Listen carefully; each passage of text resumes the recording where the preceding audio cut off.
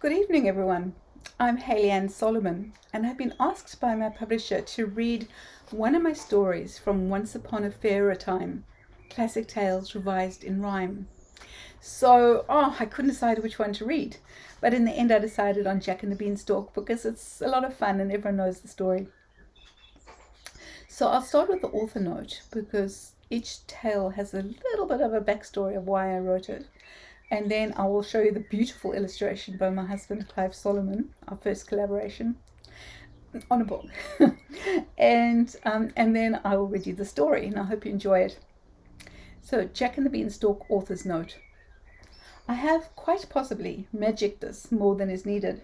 My wand is a little jumpy, and my enchantment slightly out of control. After the sobering story of Rapunzel, we need something a little nonsensical. Who better than Jack to provide some comic relief? Also, on a philosophical note, the traditional story reeks with injustice. Jack steals from a giant and is a hero. He murders a giant, and this is glory? Fee-fi-fo-fum, nonsensical magic, here I come. The underlying change is that the giant will not be typecast as a villain. There is no need to kill anyone you've been stealing from. If Jack and his mother are to live happily ever after, it is only fair that the giant does too. And here is the beautiful illustration I was talking about. Jack and the Incredible Beanstalk. Jack and the Beanstalk. Jack wakes up one morning in a terrible mood. His bed is all lumpy, his temper quite grumpy, and he is starting, Mum thinks, to just brood. He'd better get up and do something good. A boy should be active, he really just should. He should not be moaning and groaning. Oh no, he should not. He should take my goats and that cow, then sell the whole lot.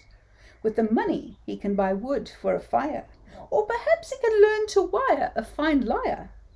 We can certainly buy new shoes for our feet.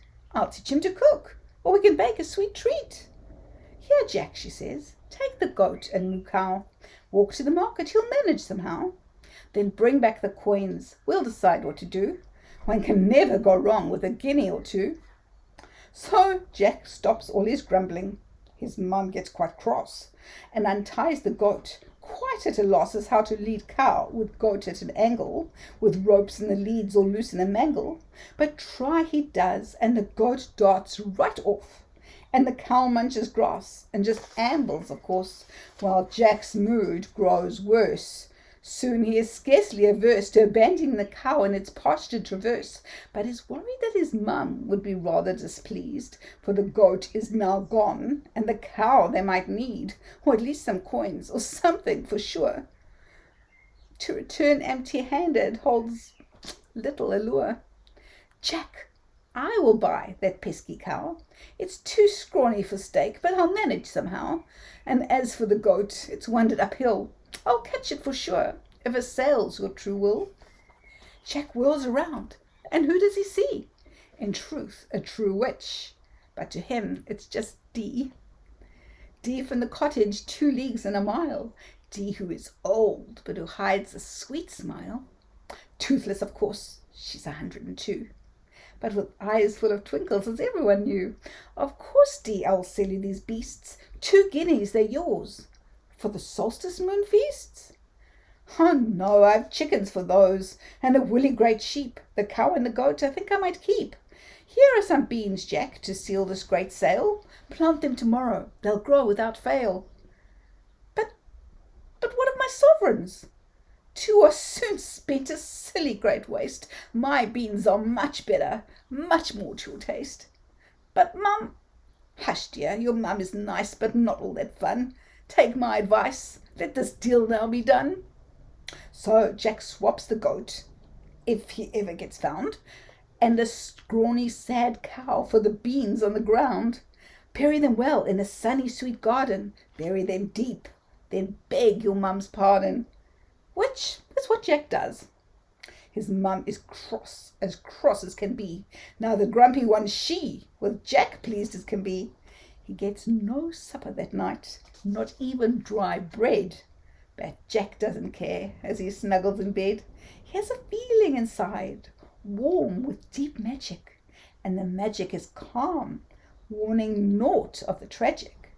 Well, magic soon happens, for the very next day he is snoring in bed for a whole half the day, and his mother is too, so sound asleep, for the sun does not rise, and the dark is still deep. What?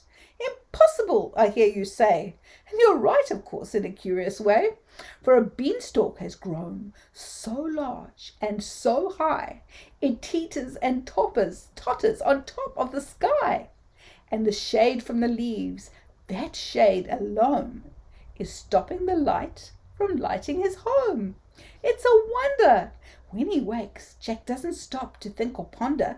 He climbs and he climbs as high as can be. The stalk is as tall as any tall tree, then taller still, so tall till he steps upon a cloudy wisp, as the mists all clear, now clear and crisp, and he sees the castle of a giant. A little scared, he strides defiant, entering through the kitchen door. He sees wooden beams and cobbled floor, and what is more, a golden goose on the table, coins all loose, and in the second parlour part, a lyre, a drum, a strumming harp. Oh! Jack grabs the coins and stuffs his pocket, finds bright gems and golden locket. Fee, fi, fo, fum, I smell the blood of an Englishman. Be he alive or be he dead, I'll grind his bones to make my bread. Terrified, Jack scampers down the stalk, the goose clucking, the giant clacking his boots over the cobbles, and the harm thrumming and humming harmonious among the mayhem. Jack reaches the ground, breathless as the coins tumble. His mum, humble, mumbles a thank you, then gives him a hug. Trouble's all gone in one grin and a shrug. The day is now done, and there is a lovely dinner to eat. After this treat, Jack falls in deep sleep, and it's the same again tomorrow. No fright or great sorrow, Jack's ready to borrow the harp and maybe the lyre. He climbs up the stalk, surprises a hawk, and climbs higher than ever that flyer. The golden goose hisses at the sight of our Jack. That silly young boy, he keeps coming back. She's been rather reliant on the petty old giant, and is inclined to kick up some flack. So she hisses and haggles for the sake of her gaggle, and the giant says, Fee, fi, fo, fum, I smell the blood of an Englishman. Be he alive or be he dead, I'll grind his bones to make my bread. Jack trembles as the harp notes loose. Crazy chaos, crazy goose. She jumps on Jack, his back and head, his scared quite stiff, quite full of dread. She nips him, so he runs instead, runs and runs right down the stalk, back to home past puzzled pork, till the goose clucks and finds a seat, settles in the warmth and heat, and nesting against her table leg, she calmly lays a giant egg. Jack's mum is overjoyed, the goose quite settled, Jack is buoyed. One more time, he thinks that night, one more time I'll risk that fright. He climbs and climbs till legs are weak. He climbs and climbs, then takes a peek at the world below and castle high. Moats and walls, turrets, sky.